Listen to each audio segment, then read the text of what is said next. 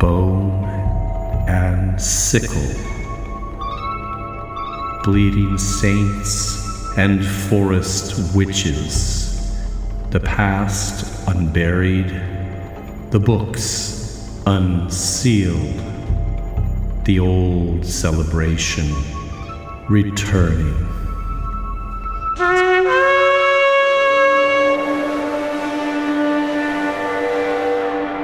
Hello, and welcome to my study. Please come in and have a seat. All the books surrounding you are those used as sources for our show, and I'll be sharing with you tonight an interesting selection from one of these volumes, assisted, as always, by the housekeeper of this estate and co-host of the show, Mrs. Carswell. Hello. We're still in the house. Yes.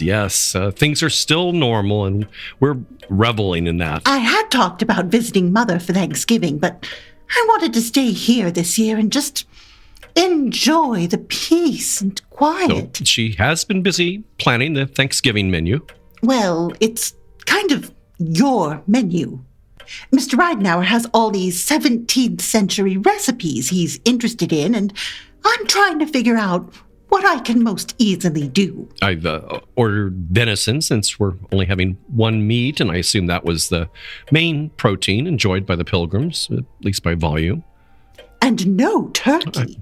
I told you we could have turkey if you wanted. I just wanted to try out this new place offering venison. We both agreed we don't need shellfish. They definitely served it, but we don't really want it. And no pumpkin pie. They didn't have those yet. We're having stewed pumpkins, according to that recipe you got. Yeah, not exactly sweet, but it should be interesting with the cinnamon and nutmeg and vinegar. Maybe a bit like curry. We'll see. But you do have a sweet tooth, so we're trying to narrow down a sweet choice. And Mr. Ridenauer seems to prefer something called boiled bread. Well, yeah, that's just a bad name. It's more like boiled pudding or sweet dumpling. Cornmeal flour, some dried currants and cranberries. There are optional blueberries, which would go a long way towards sweetening it. The pilgrims probably had very little imported sugar, or none. Otherwise, we'd have to use honey, which is a problem, because I just don't have honey from the hives this year, or not enough to count for anything. The bees were in the basement all summer and into the fall when she usually collects it. And I just refuse to use store-bought honey. I understand. It's a point of honor. It's inferior. I wouldn't even call it honey. I mean, we do have the honeycomb in whatever's down there. I don't know. They weren't even outside. They weren't collecting nectar, so I don't even know. Bartu showed me a photo. It looks like honeycomb. To you. I'd have to see it in person. Well, we'll have to go down there and have a look. Yes, of course. Later. Oh, yes. Later. Yes, absolutely. So, do you want to start the episode? I do. So, this will be episode 150, A Werewolf in Court.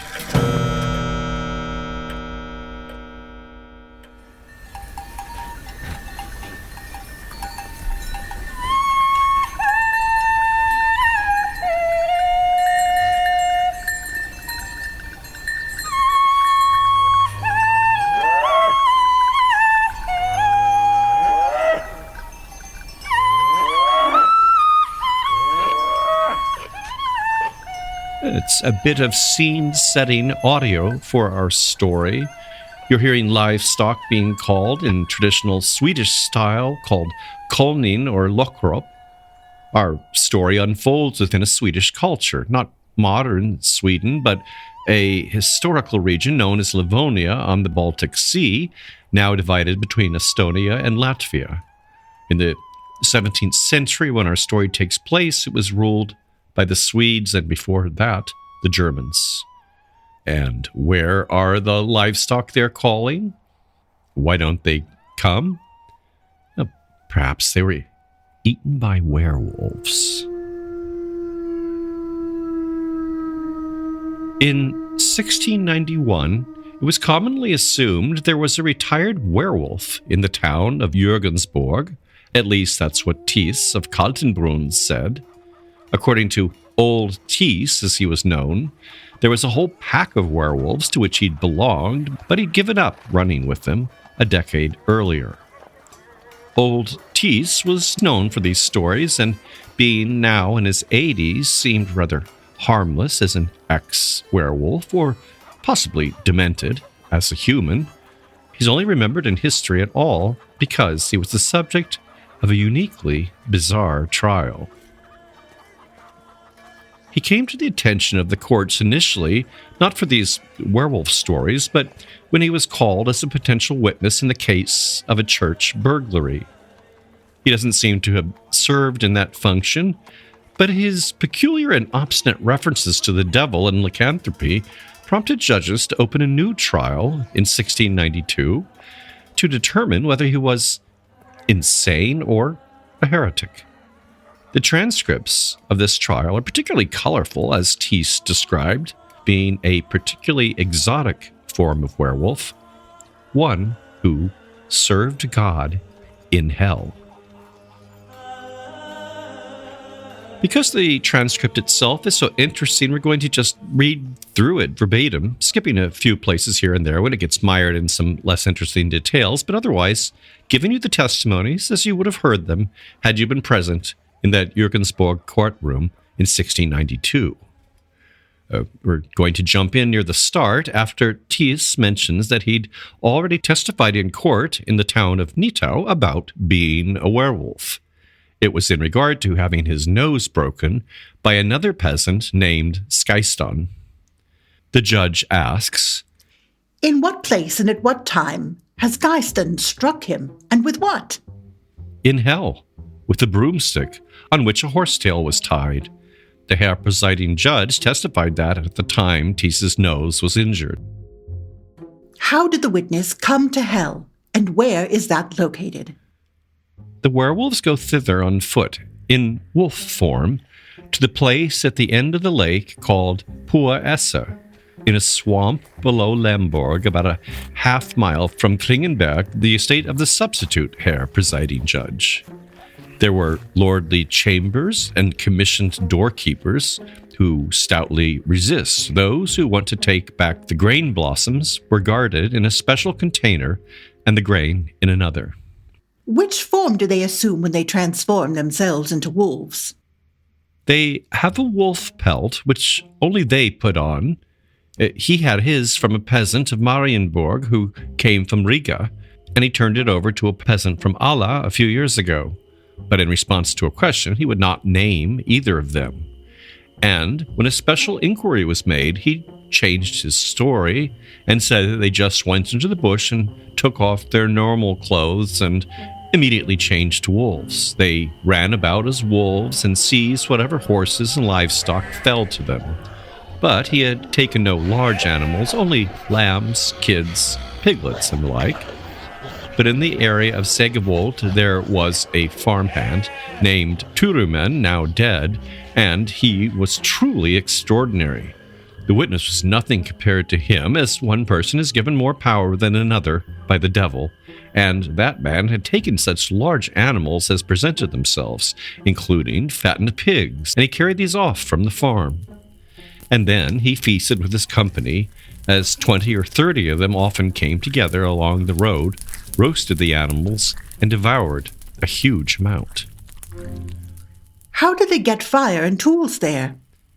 "They took fire from the farmstead and made spits out of wood. They took a cauldron from a farmstead and singed the hair off the animals. They eat nothing raw." If they transformed into wolves, why didn't they eat raw meat, as wolves do? "That wasn't the way.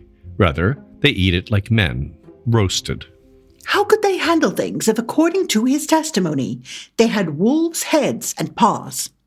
With what could they hold knives, prepare the food, or use other tools to accomplish their work? They used no knives, but tore pieces off with their teeth, and with their paws they stuck the pieces on spits they had found. And when they consumed the meat, they had already turned back into men, but they made no use of bread. They took salt with them from the farmsteads as they departed. Did they fully sate themselves, and did the devil eat with them? He affirms the first point and denies the second. But the sorcerers eat with the devil in hell. The werewolves were not admitted there with them. Nevertheless, they sometimes quickly run in and snatch something, then run back with it as if fleeing. If they are caught, the guards appointed by the devil strike them with long iron goads they call canes, and they hunt them down as if they were dogs, for the devil can't stand them. If the devil can't bear them, why do they become werewolves and run to hell? It happens for this reason, that they thereby might drag out of hell the things the sorcerers brought there, animals, grain, and other produce. In the previous years, he and others had delayed, and they did not come into hell at the right time when the gates were still open, so they couldn't carry off the grain blossoms and the grain the sorcerers had taken inside.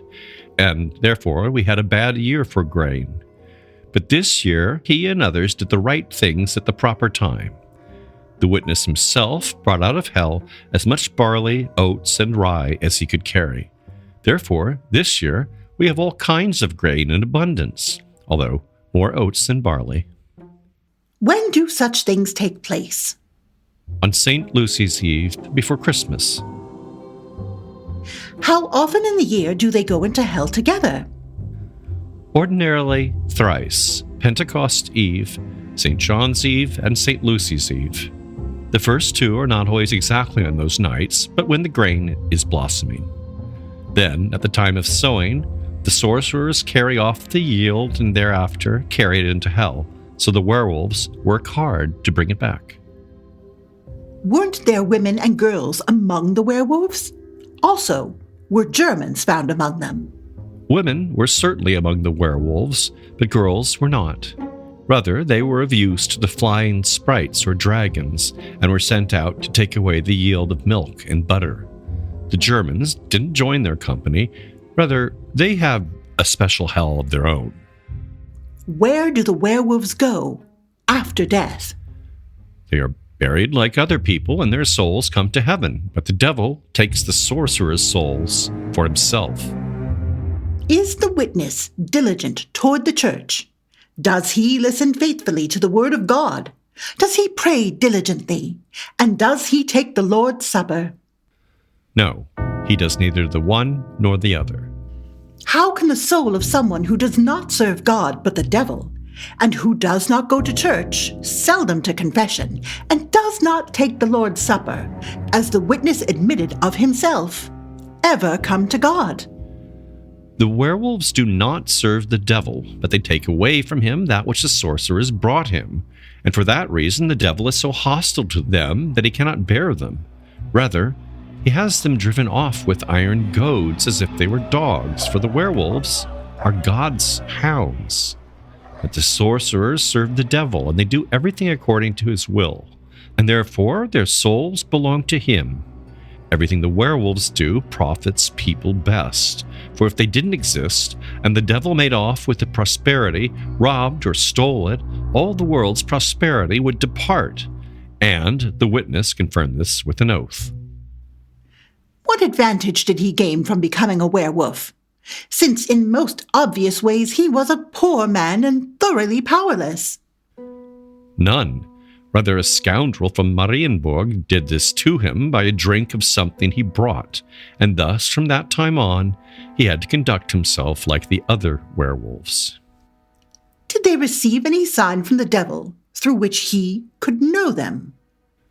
No, but the devil branded the sorcerers and was generous with them, and fed them with dead horses' heads, lizards, snakes, and similar vermin.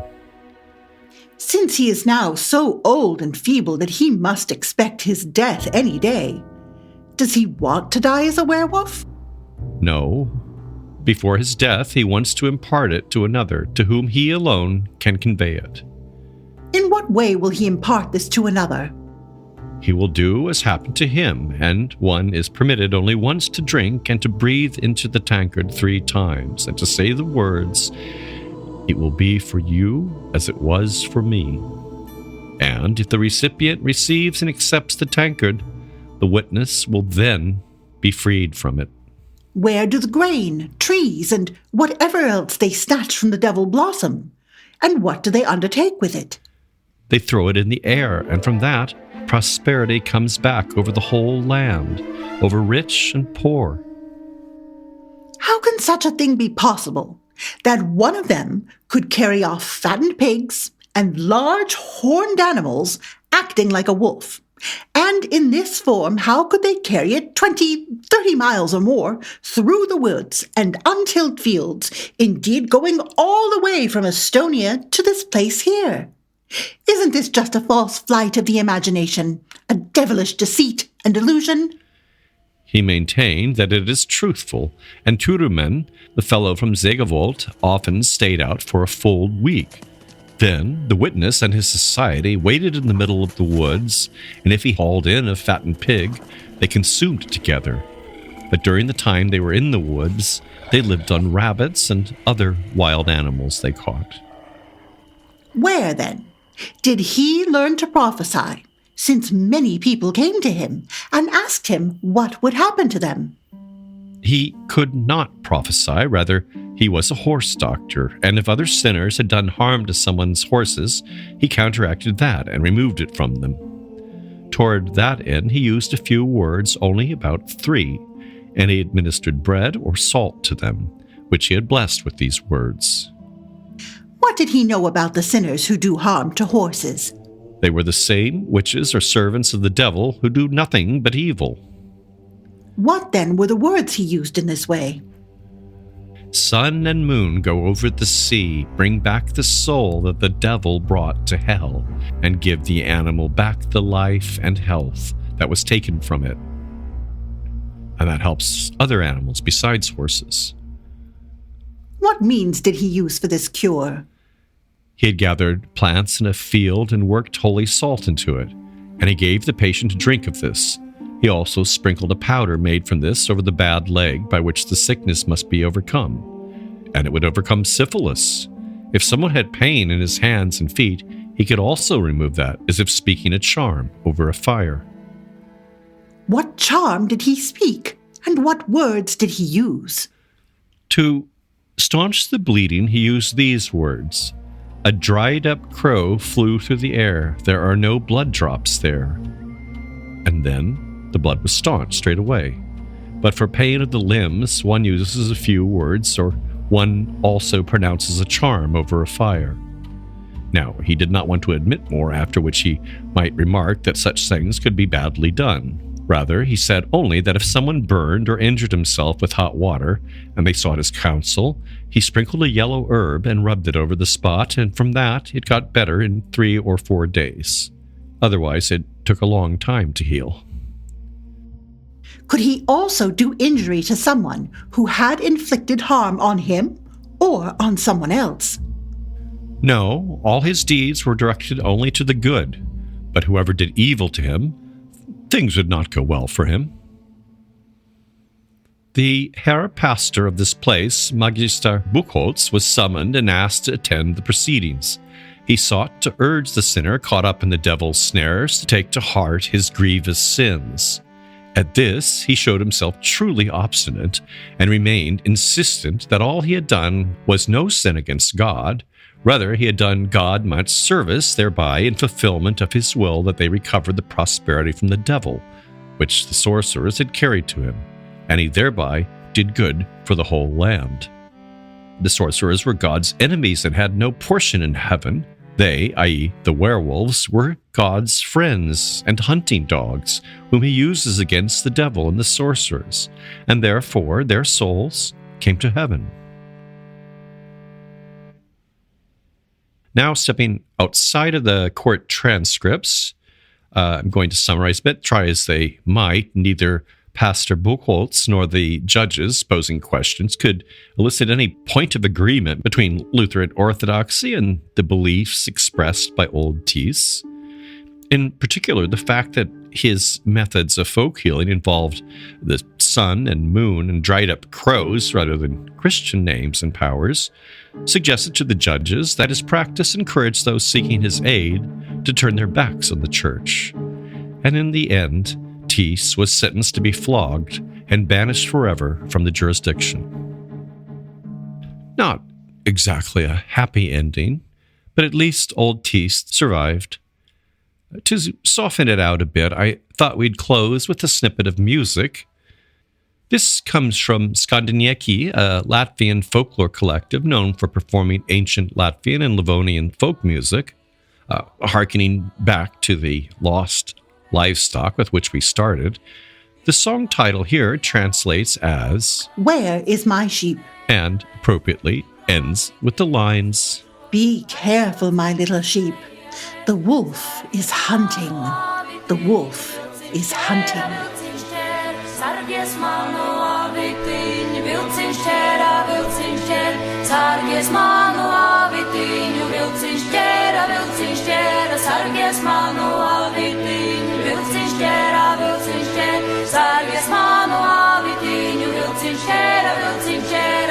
mano, vilciņš ķēra, vilciņš